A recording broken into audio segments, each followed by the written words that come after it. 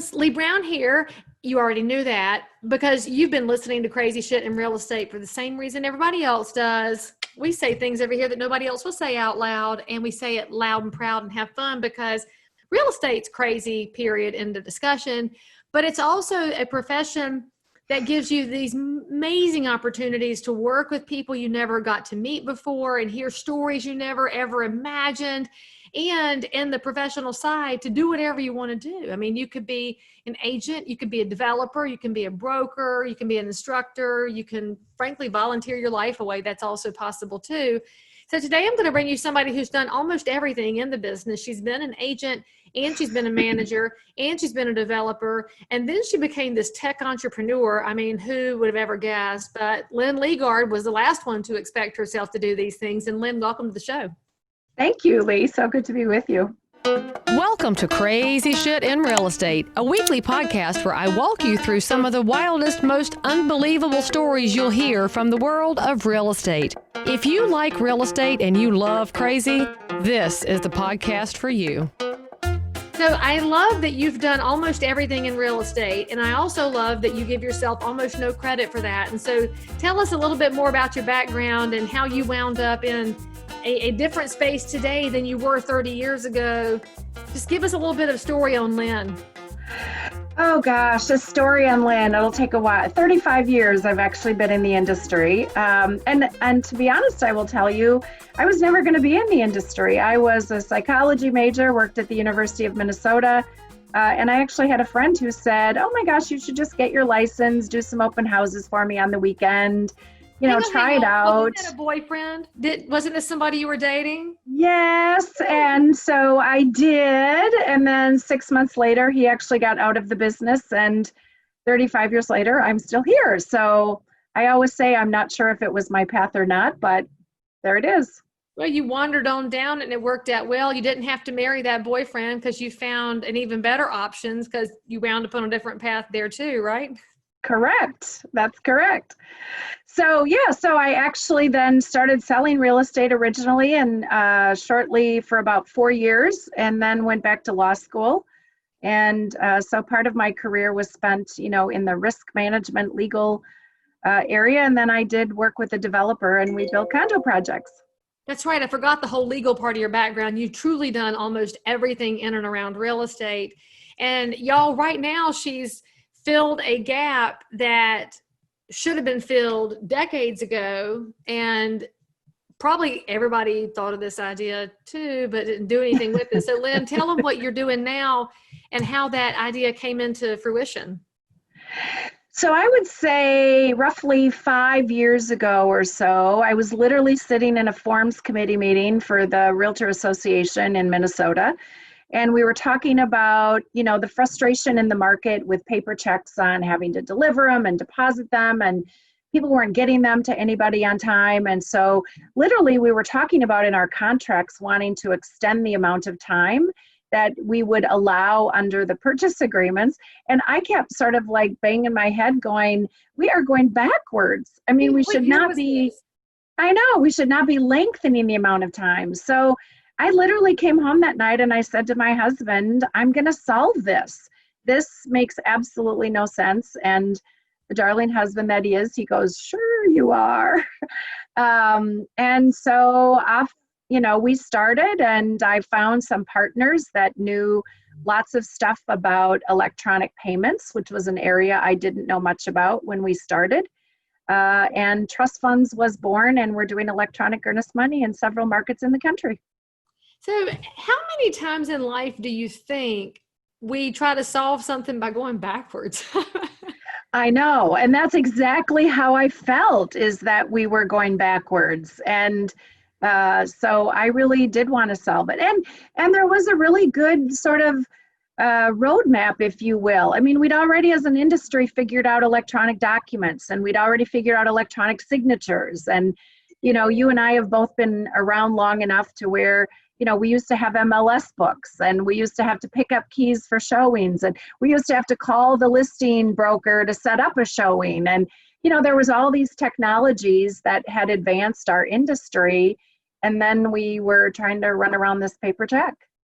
Which I think is interesting because we do still do that today, and it's 2020. And we often talk in real estate about the difference between our millennials, who are, frankly, some of them in their mid 30s with mortgages and, you know, kids and stuff. And we talk about them like they're just babies, but they're accustomed to an electronic world. They grew up on a touch screen. They've never seen an MLS book unless they watch The Money Pit with Tom Hanks, which I watched that with my kids during this whole coronavirus time. And I was like, how do you even explain the MLS book and A Life with No Cell Phones? It was like a movie of anachronisms. But anyway, so their generation is so accustomed to swipe, swipe, swipe. Then they come to real estate, and we are, frankly, in a lot of ways back in the Stone Age, because with the average age of a realtor being 56, and that's baby boomer territory or old Gen X, no matter how you break that line there, that's a generation that just says, but checks are fine, and there hasn't been a need to change. So how do you think we find a space to decide we're going to try something new, even though the old way still works? And I'm not saying checks don't work, friends. I still write them too. Before y'all at me with all your love of checks, I use them too because it slows my roll on spending. But we do have a generational divide when it comes to money management. And I'd love to know how you've been able to encourage people who are happy with the way things were to stretch and try something that could be better. You know, I think that because trust funds is literally so simple and easy. And the other thing that I think is really unique to us is that I always like to say that when you're talking about agents, we are where they are, that we're integrated right in the MLS. So, you know, I think sometimes what's challenging is about getting people to use a new technology is you have to tell them, oh, you have to go here and you have to create an account. You have to have different logins. And we all know, like, how many passwords do you have? And you could never keep track of all the passwords you have. Well, the good news is none of that applies to us. So when you're in your MLS and you're doing your business normally like you would on a day-to-day basis, the links are right there. You click on it, you fill in about 4 fields, and you're done. I think one of our fun facts is we date and timestamp everything. So I can tell you start to finish, it'll take an agent less than a minute to complete the entire part of their transaction. And I've jokingly said, oh my gosh, you can't dig the keys out of the bottom of your purse to drive somewhere in a minute to deliver a check, and yet you could have the whole transaction done. Which is funny because we don't dig keys out of our pocketbook anymore. You That's have true. to near the car and hit the button. So if we can drive a car without a key in it, we could probably do electronic earnest money. Okay, so y'all should, if you don't have this available wherever you're doing real estate, you need to, if you're a regular, normal human, ask your realtor about it because life could be easier. If you're a realtor, ask your MLS about it. And for information on it, we'll include all of Lynn's contact information at the end if your MLS needs to talk to her. And if you're a normal consumer, by the way, that's the multiple listing service. But anyway, Lynn, you've been around real estate for like 30 years. And of course, our whole story is crazy shit in real estate. And I'd love to know, what in the world did you encounter in real estate that kept you hooked in it for all these years, kind of by accident? And you can't use the story about your boyfriend getting you into it and him bailing and you staying, because we've already gotten that one. So I'd love to know what you saw that was surprising. You know what? Honestly, I don't know that I have an answer, but I think for everybody that's in the business, they will just know that there's something about the industry that once you're in it and you're working in it, and I think what I've loved is I love change. I love challenge.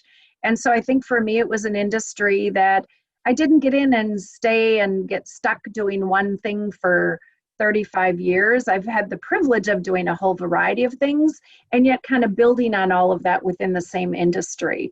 And great people, right? I mean, you meet the best people in the industry with people that you work with. So I've loved every minute of it. So you're in Minnesota. Have you ever gotten to sell an ice hut for ice fishing in the northern part? I have not. But of course, I am from Detroit Lakes, Minnesota, which is farther north than Minneapolis, where I live now. And so, yeah, I know all about ice fishing. Have you ever had a frozen septic tank? Because I've heard that happens in northern Minnesota. It would never happen in North Carolina, but I've heard about that. Yeah, no, I've never had that personally either, knock on wood. So you're not that far north. So you're in between the frozen septic tanks and the big city. So what was surprising to you about real estate in that marketplace when you decided to sell houses that you were you got tongue-tied answering questions for buyers or sellers about it? So honestly, I think first of all, as you and I have talked about, is that, you know, that was one of the things that when you first got in the business, you know, the idea that you were going to have all the answers for everything, that just doesn't happen. You have to kind of jump in and do it. I think for me, what was interesting is I just started my sales career so young. I technically started selling real estate before I had bought my first house. So I think that whole, you know, I can vividly remember one client. He was a high up executive in a prominent company in Minneapolis, recently divorced. So I was holding an open house in a townhouse development, and he came in, and you know, why he stuck with me as an agent, I'll never know, because we looked at several townhouses. He was recently divorced, looking to downsize. And it was about the fifth one we looked at. He must have been giving me so many buying signals that I was more concerned about my map book and my lockbox combinations and all the stuff that we had to do back then to show houses, that at some point when I said, should we go on to the next one, that he literally said to me, I think this is where we write the purchase agreement. Oh, is that what we do now? Okay. So that was a buying signal that I should have caught on to. Did he ever ask you out? Did you ever consider that? No, no.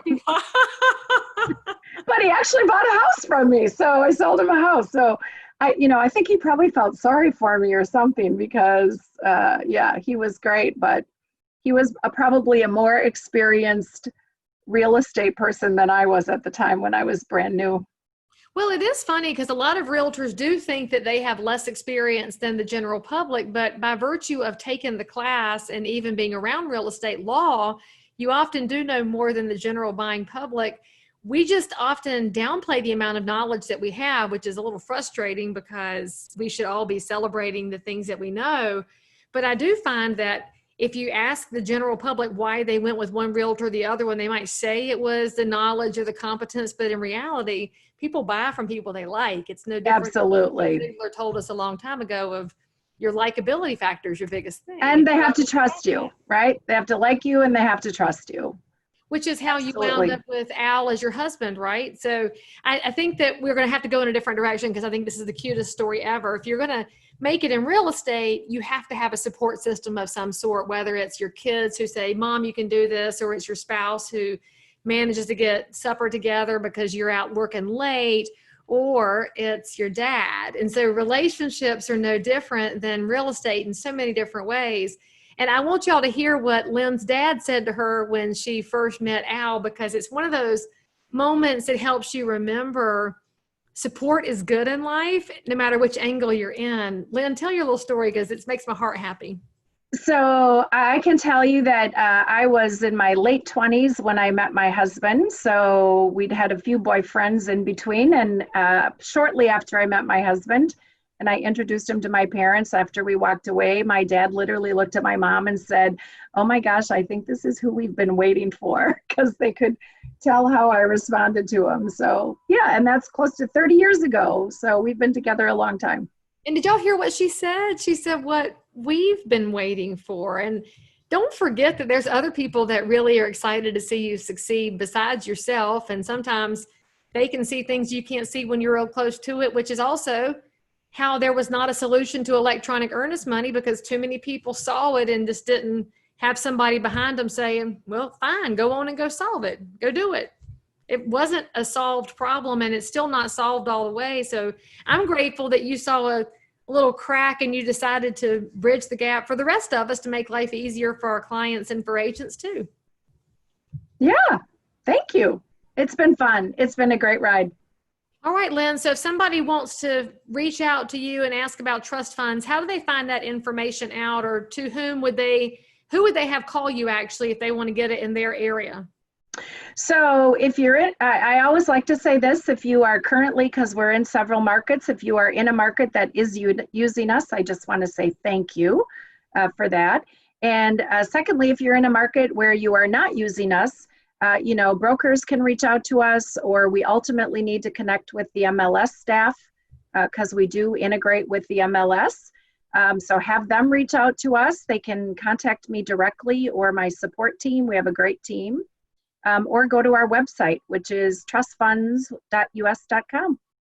All right, friends. So all that information will be in the show notes for this episode. And for real, if your realtor system is not set up this way, it's probably overdue to have a look at it, because we should all be seeking ways to create more paperless and contactless real estate opportunities for our buyers and sellers in a post-coronavirus world, which is happening as we speak. Thank the good Lord above for post-coronavirus world. So if you would like to learn more about Lynn's product, reach out to her. If you've got something you want to share with the world about life in real estate, unexpected moments, or even sweet moments like Lynn's little story there about her dad, because I freaking love that, reach out to me at Leigh Brown on Twitter or any of the social networks to be featured in a future episode of Crazy Shit in Real Estate, where we'll keep talking about random things about the business that you didn't know but needed to know and are probably glad you showed up for. So give me 5 stars and subscribe, and I'll see you next time. If you are listening to this episode and you need to tell us something about your crazy life in or around real estate, then tweet me at Leigh Brown or reach me on any of the social networks. That's if you're a broker, realtor, investor, inspector, lender, or just a regular normal human being who happens to have dealt in real estate. Subscribe for more episodes, and as always, we are thrilled that you joined us for some crazy shit in real estate. See you next time.